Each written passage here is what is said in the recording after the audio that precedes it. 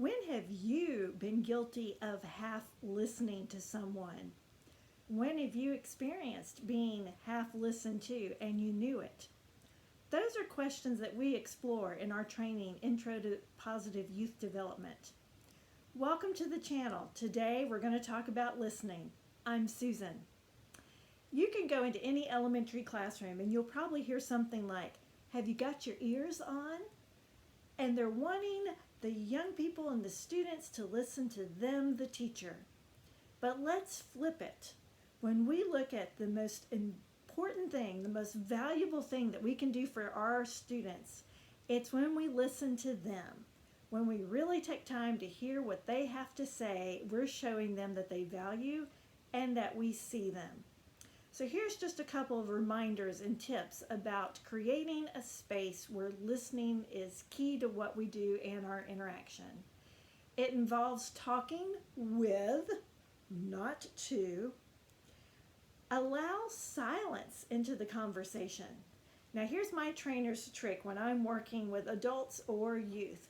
I ask a question and then in my head I'm doing a count. 1 Mississippi, 2 Mississippi, 3 Mississippi, and I go up to 11 Mississippis.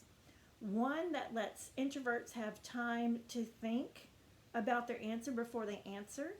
2, I'm also letting the group know that silence is an active part and an important part of our group, and silence allows that space for things to bubble up.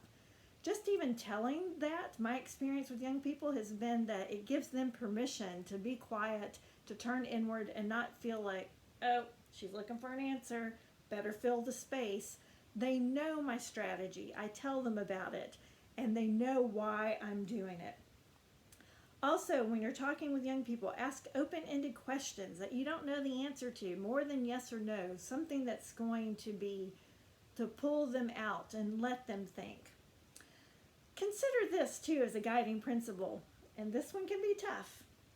If you speak, does it add anything of value?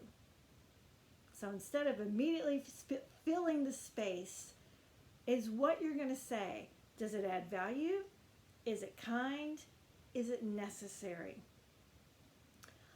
Honor youth and their feelings. When they're talking and they're sharing, mirror it back. Repeat back in your words what they're saying to make sure that you heard them correctly. Show that you're putting in the work to do what's necessary to take in their stuff and to show that you're listening and that you're really trying to make sure you get what they're trying to say. Being truly heard is a gift. And we all know, as I started this section out with, we know what it's like to be half heard, where someone's just like, yeah, oh yeah, did you say that? And you know that they weren't listening. We know when we've been guilty of half listening.